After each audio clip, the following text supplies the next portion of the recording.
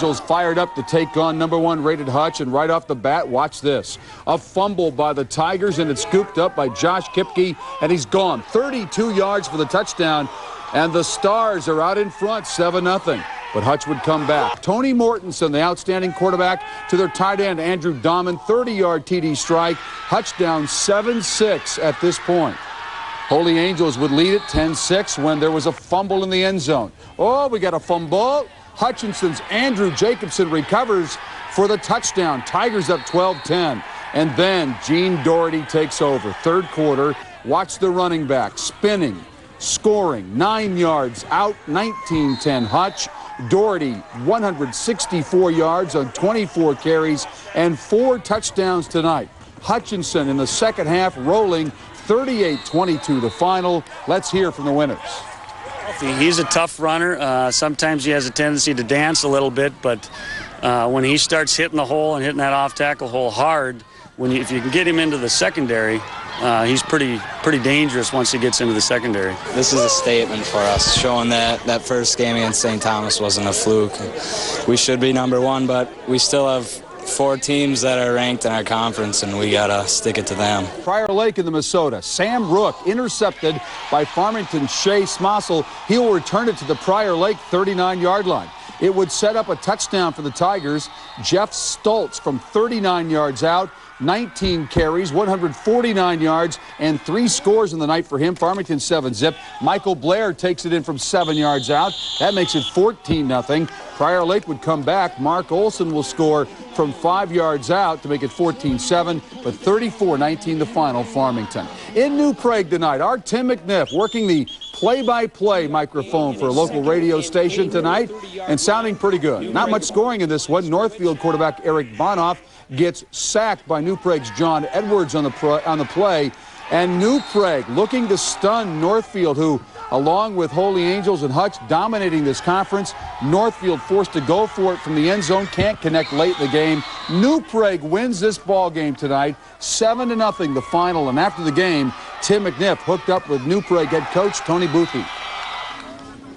All right, Shave, I'm here with Tony Boothby, head coach of New Prague. You come up with a big victory tonight against one of the perennial bullies in the Minnesota Conference, 7-0. Coach, congratulations. It's kind of a sloppy first half. I noticed your team did not come out for a while in the second half. You held them in a little longer. What did you say at halftime? I tell you, we were just talking about the things that we did right in the first half.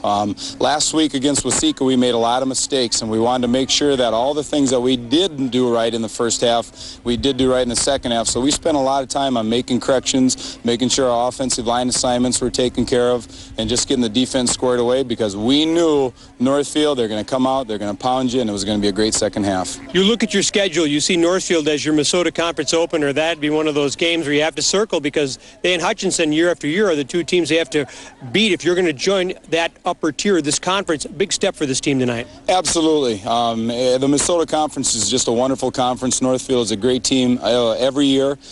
This is a big first step for us. I'm so happy with how the kids rebounded from last week. We're so excited, and we're ready to go again. Keys to the game tonight? Definitely defensive and offensive line. We knew their skilled people were good. We've got good skilled people. We figured we needed to win the trenches to win this ball game, and I think we probably did in the end.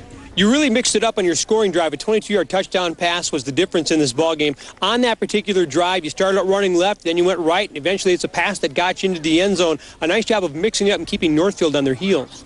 Yeah, there's no doubt about it, and that's the thing you have to do against the pressure defense that they have, because they were really giving us fits in the first half with their blitzes, and we needed to change it up. Our running game was working well, and we went to our big play receiver, P.J. Tyson, number 36, and it came up big. Chad Skluzacek, our QB, threw a great pass. Tyson's touchdown is the difference. Did you know that they had a party planned for Bubba Sullivan? It would have been his 100th victory if he would have got it tonight? I did know it would have been his 100th victory. I didn't know that they had a party. I apologize, Bubba, and next week maybe. Randy, I got a feeling there's going to be a party. You feel a little damp, a little Gatorade bath at the start of the evening. 7-0 victory for New Prague tonight.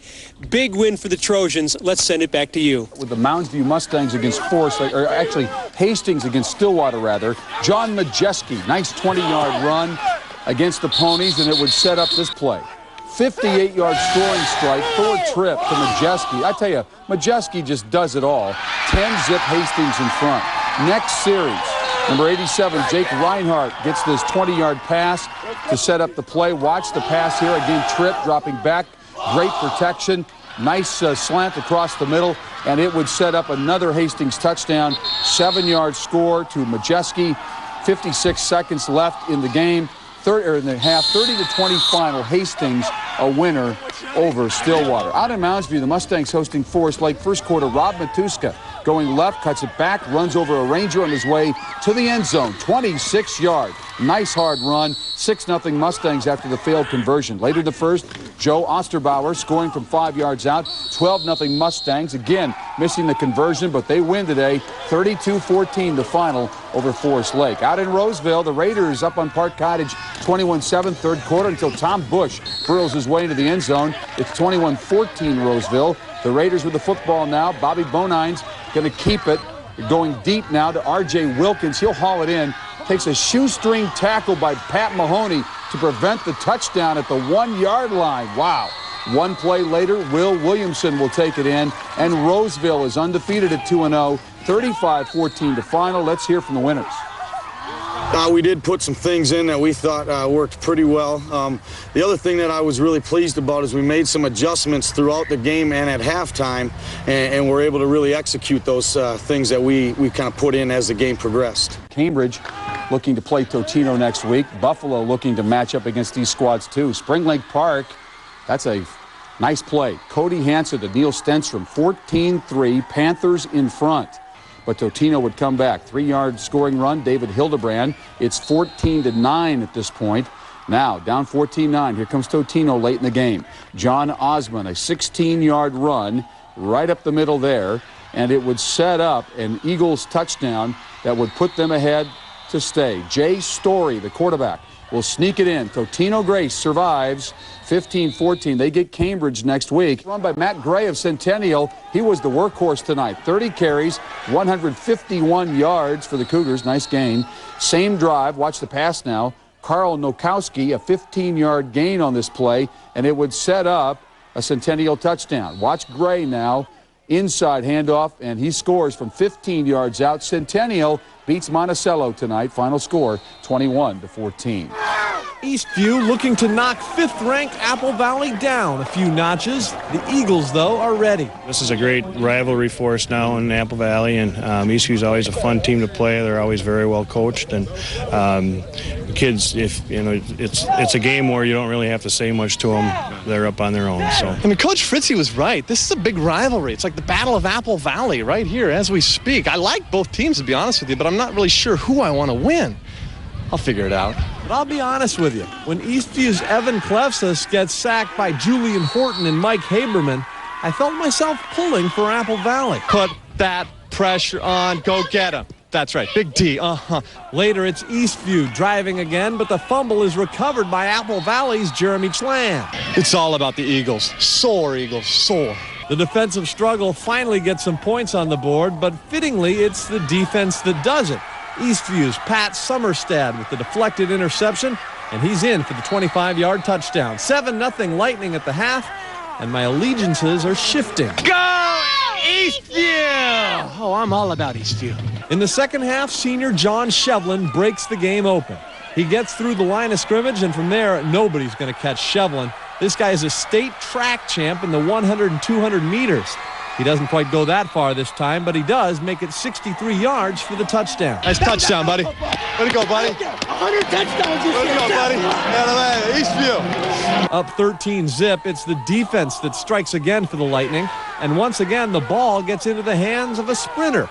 Joseph Bowen takes the interception return all the way to the house, and Eastview wins the Battle of Apple Valley 21-0 tonight at home. We knew that we had to come out all week and practice really hard, and basically we had to do everything right to win this game, and they're the 5th team in the state, and we just beat them. We feel great. And Harold is the way we like it.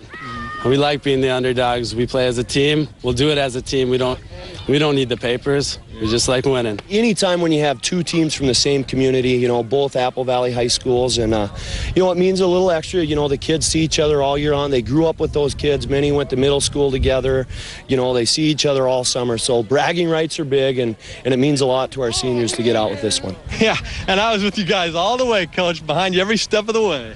Perk, I saw you over there with that Apple Valley hat on. No, but in the end, I mean, it's all about the ning, the lightning, you know. All right, more highlights from the Lake this afternoon. Lakeville, what a play. Alex Passon busts through for the stuff of the running back, and then Kyle Knutson will break free up the middle, 49 yards down the near sideline. Look at this run.